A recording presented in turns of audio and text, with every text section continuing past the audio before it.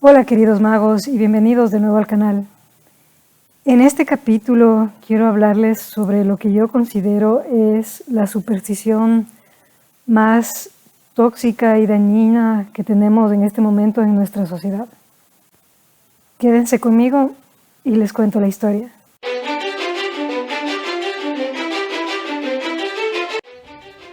La vida es una batalla y la espiritualidad es el conjunto de herramientas que necesitas para sobrevivir. A través de mi propia experiencia les mostraré cómo vivir la espiritualidad en el día a día. Este es también el diario de la comunidad sostenible Averamento, un experimento sobre la evolución humana que busca crear un tipo diferente de sociedad basada en principios sagrados. Primero quiero informarles que en este video voy a probar un formato diferente. Les voy a llevar por un recorrido virtual por los caminos de la finca y por áreas que son hermosas en la finca para que ustedes experimenten por sí mismos lo hermoso que es la zona donde está ubicada la comunidad. Cuando decidí que la solución al problema que tenemos en este momento en la sociedad es crear una comunidad autosuficiente, quería investigar un poco más a profundidad del sistema para no replicar los problemas que tenemos actualmente en la sociedad y traerlos dentro de la comunidad. Así me encontré con dos experimentos que son sumamente interesantes. El primero se llama el experimento Milgram y el diseño del experimento es que habían tres sujetos básicamente dentro del experimento. El primero, que fungía la función de autoridad, que era el, entre comillas, investigador, obviamente vestido de bata blanca y todo lo demás. El segundo, que era un sujeto que iba a recibir descargas eléctricas si es que respondía de forma incorrecta a ciertas preguntas. Y el tercero era la persona que iba a administrar las descargas eléctricas. Entonces, durante el transcurso del experimento, la persona que realizaba las descargas eléctricas hacía preguntas a la otra persona y si esta persona contestaba de forma incorrecta, procedía a darle una descarga eléctrica. Las descargas iban aumentando en voltaje con cada pregunta errónea. Y en cierto momento la persona que estaba dando las descargas podía escuchar de la otra persona quejas, como ya no quiero estar aquí, esto me duele, me siento incómodo, quiero salir, etc.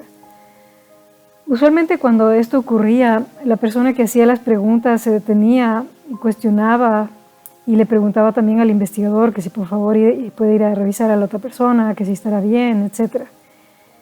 El investigador básicamente le decía que eso no era su función, que solo debía continuar con las descargas y que procediera con el experimento, a pesar de los cuestionamientos éticos o morales que tuviera la persona sobre el daño que estaba recibiendo la otra persona. Obviamente, la persona que estaba recibiendo la descarga supuestamente no estaba recibiendo una descarga eléctrica, simplemente era una grabación de, me imagino que un actor simulando obviamente recibir esas descargas y quejándose sobre el proceso. En el experimento, una de las conclusiones a las que llegaron es que dependiendo del nivel de presión que ejercía la figura de autoridad, es decir, el investigador, la persona realizando las descargas eléctricas estaba dispuesta incluso a ignorar su moral o su ética e incluso llegar a descargas que, entre paréntesis, eran o habrían podido ser letales. La clave del experimento fue cuánta presión podía ejercer la autoridad para que los individuos continuasen con el experimento. Eso se traduce en que las personas estaban dispuestas incluso a matar a otro ser humano siempre y cuando existiera esta figura de autoridad que les dijera que estaba bien y que debían continuar. Básicamente porque ellos eran la autoridad o el investigador y ellos eran los que sabían si estaba bien o no estaba bien y si el individuo podía o no podía morir, y que básicamente debían continuar el experimento. Y que el investigador sería quien cargue con la responsabilidad de si algo malo llegara a ocurrir.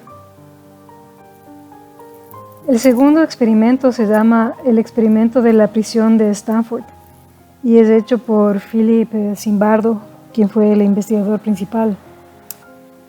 En esta ocasión, el experimento se trataba sobre fingir las condiciones de una prisión y se solicitaron a estudiantes como voluntarios que fueron divididos en dos grupos, los prisioneros y los guardias.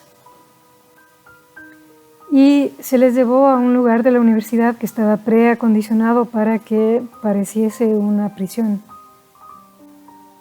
En este caso, todos los estudiantes que participaban dentro del experimento sabían de qué se trataba el experimento.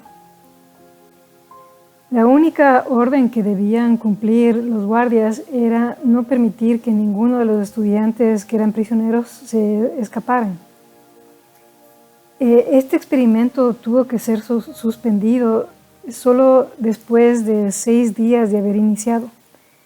Y fue suspendido cuando otra psicóloga fue a revisar qué era lo que estaba ocurriendo con el experimento y ella se espantó de ver los niveles de agresión, sobre todo psicológica, verbal, que estaban recibiendo los estudiantes que eran prisioneros. Y esto fue suficiente para encender las alarmas y pedirle al investigador principal, Zimbardo, que detenga el experimento.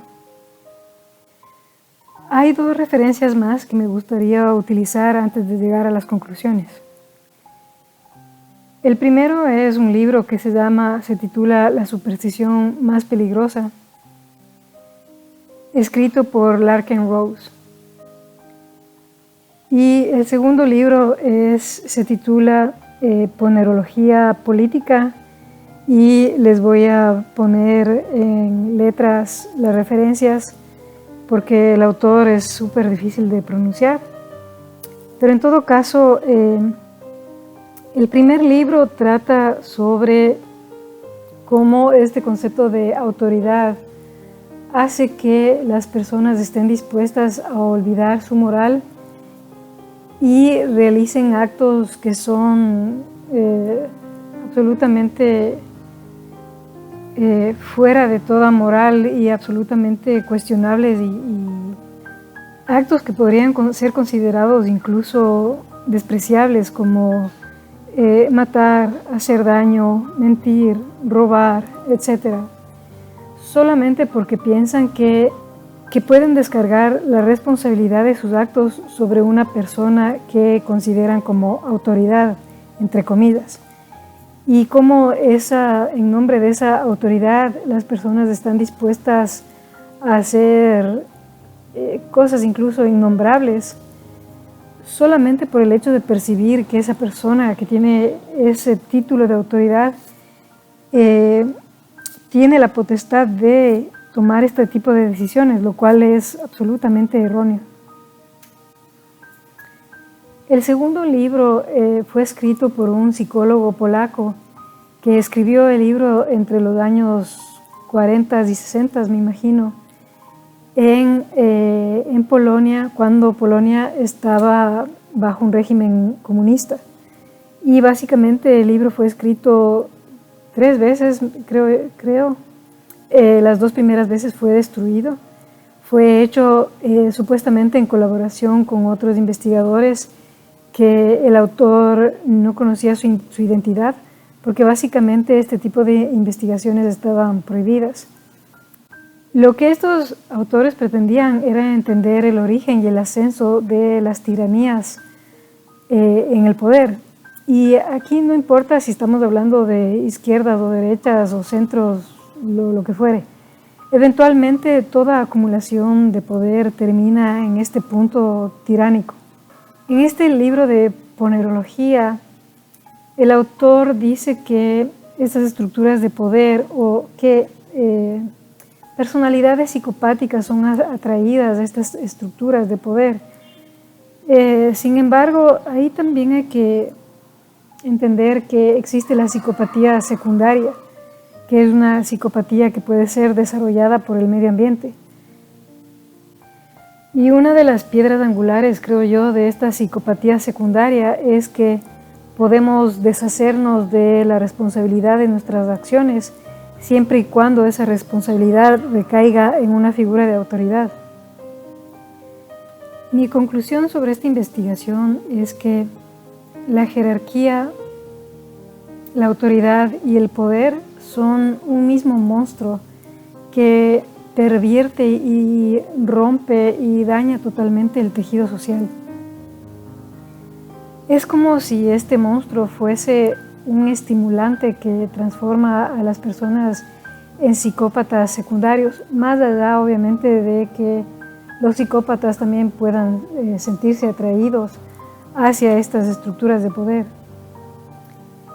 Y aquí quizás cabe brindarles cuál es la definición de psicópata o lo que yo entiendo como psicópata. Básicamente un psicópata es una persona que carece de empatía, es decir, que no puede entender que otra persona sienta dolor o sufra y que solamente mira a las personas como objetos que están ahí para que les sirvan a sus propósitos o están ahí para ser utilizados. El dicho que el poder corrompe y el poder absoluto corrompe absolutamente es real. Porque cuando tenemos una jerarquía en la sociedad, las personas en el ápice de la pirámide se van a convertir en psicópatas secundarios si es que ya no son psicópatas primarios. Y esto obviamente es mucho peor cuando no existe un mecanismo de rendición de cuentas. Ese es uno de los puntos preocupantes de nuestra situación actual. En este momento tenemos figuras, entre comillas, líderes que ejercen una influencia, yo diría casi absoluta sobre organismos multinacionales que no han sido elegidos, no pasaron por ningún tipo de votación popular y tampoco son, se les puede escrutinar o son investigados sobre sus intereses y qué es lo que motiva las cosas que realizan. Ni siquiera podemos saber, por ejemplo, cómo es que utilizan su fortuna o cómo la gastan o cómo la generan.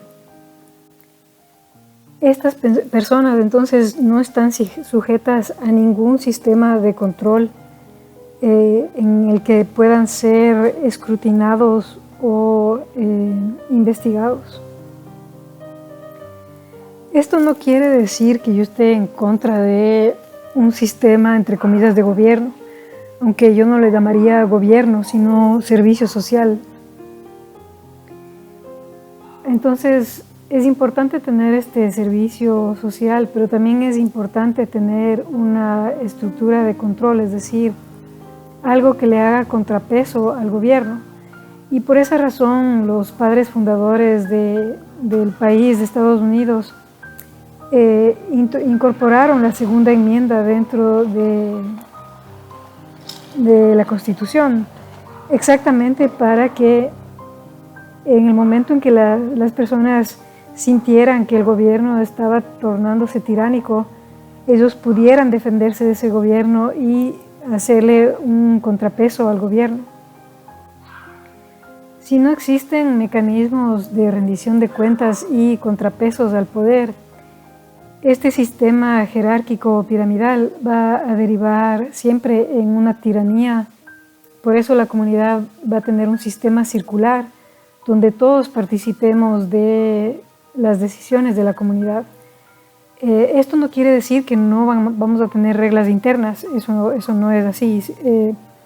La comunidad tendrá sus normas internas, pero serán normas acordadas con todos los miembros de la comunidad y normas que obviamente no infrinjan ninguno de los derechos humanos que tenemos como personas, porque estos son derechos inalienables y son derechos que no están otorgados por ninguna autoridad. Creo que cuando la psicopatía secundaria se convierte o tiene niveles epidémicos dentro de una sociedad, terminamos en situaciones como las que estamos viviendo actualmente. Y esa es básicamente la conclusión más importante de esta investigación. Con esto doy fin a este capítulo. Les agradezco por haberme acompañado hasta aquí. Y como siempre, si están interesados en la comunidad o en saber más sobre esta comunidad, abajo les voy a dejar el link a la página web y como siempre pueden ponerse en contacto conmigo si tuviesen preguntas o quisieran más información sobre la comunidad.